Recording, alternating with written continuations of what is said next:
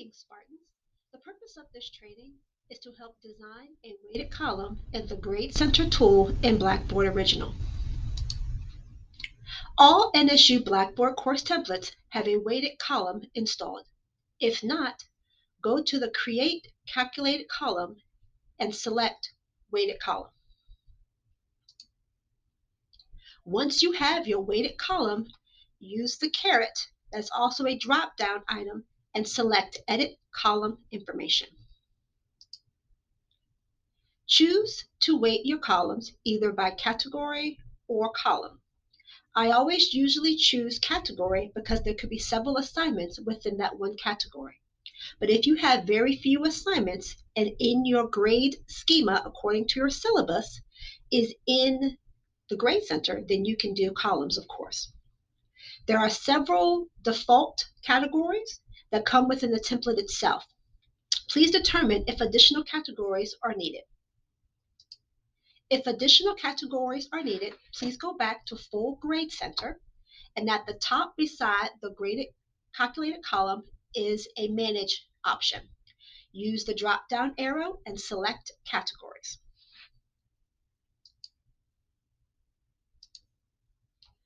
You're going to create an additional category by selecting Create Category. Once you have selected your category, please give it a name. Description, of course, is optional, and then hit Submit. Now go back to the edited weighted column, and your new category that you created will appear in the list of categories to select. Use a category from the category select area and use the caret right beside it to move that column into the selected column area. Once each of your columns are added according to your grade schema, please add the percentages as listed there as well. Once you have all of your categories and their percentages, your weight should equal to 100. The LMS will prompt a display if your sum total is not 100%. It will ask if you want to continue. My suggestion is to say cancel and go back and relook at your calculations. There are also ways to continue to differentiate within your assessments according to their value. In the weighted column area, there's something that's also called weighted column.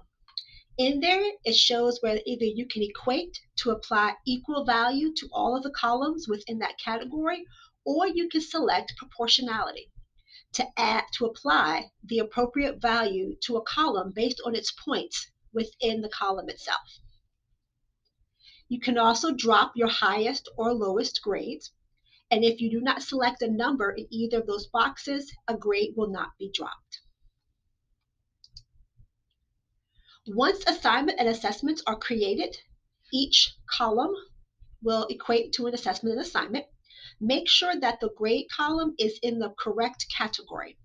This is the step that sometimes is missed by faculty, but will ensure that your grade center is not doing the proper calculations. Go to that column that you wish to change, select the drop-down caret again, and go down to Edit Column Information. Once that column is in the correct category, we're done.